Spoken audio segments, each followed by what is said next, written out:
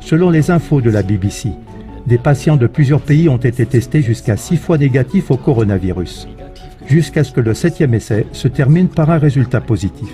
Alors, on n'a pas véritablement plus d'informations, mais en tout cas, c'est une hypothèse. Enfin, ce qui est intéressant avec ces petits inserts, on ne sait pas si c'est une homologie fortuite ou plus qui résulterait d'une ingénierie, qui résulterait vraiment d'une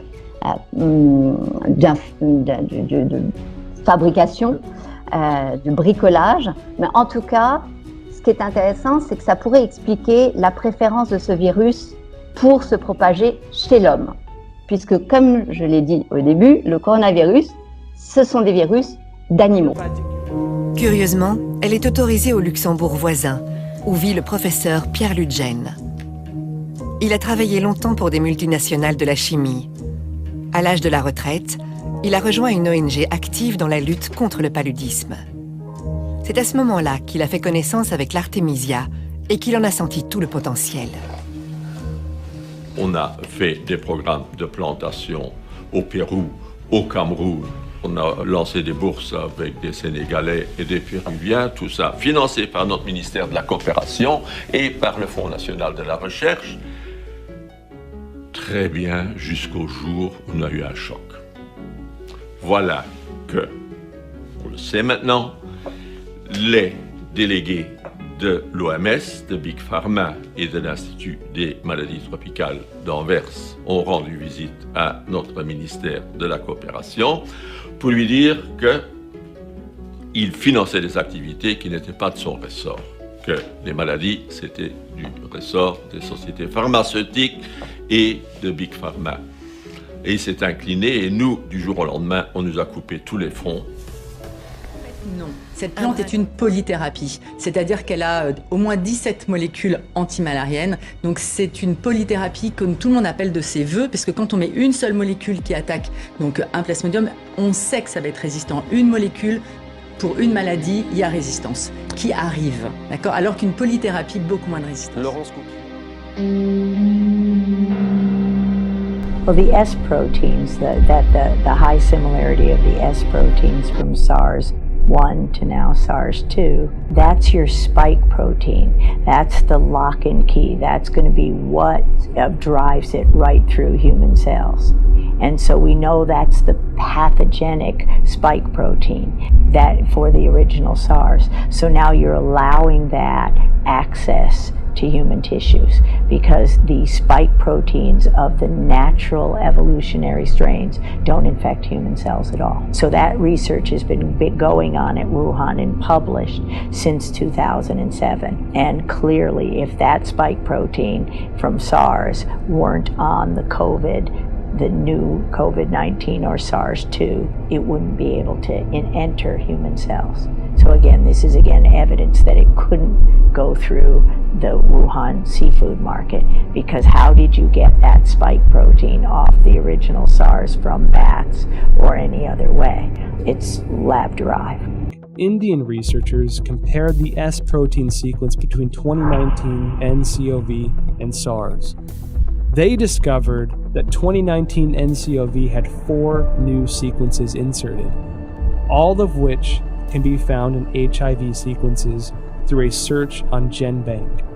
Shi Zhengli discredited those observations, although she never denied the existence of the 4 inserted sequences. However, scientists probing GenBank found that there were only 3 viruses containing all sequences. The first is the HIV virus itself. The second is a bat coronavirus discovered by Shi. And the third is this new Wuhan coronavirus. We've done this kind of work for now 40 years for me. There's the sequence analysis and comparison of the virus of the SARS-2 COVID-19 apparently has genes that come from other human and other species, including some envelope, the GP41 from HIV.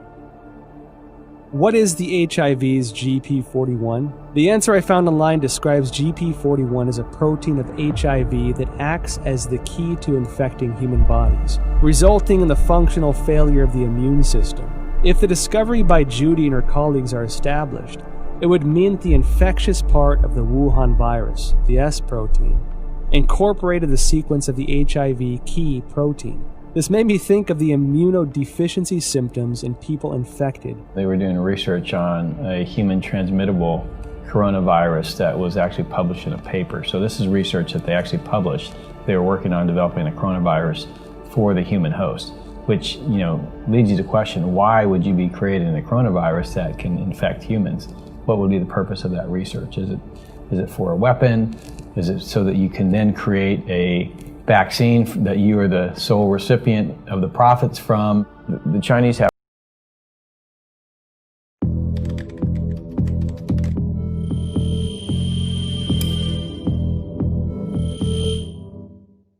Comment tu te présentes, David? David Mendels, 50 ans. David Mendels, 50 ans. Je suis docteur en physique, physicien. Je suis pas dans le médical.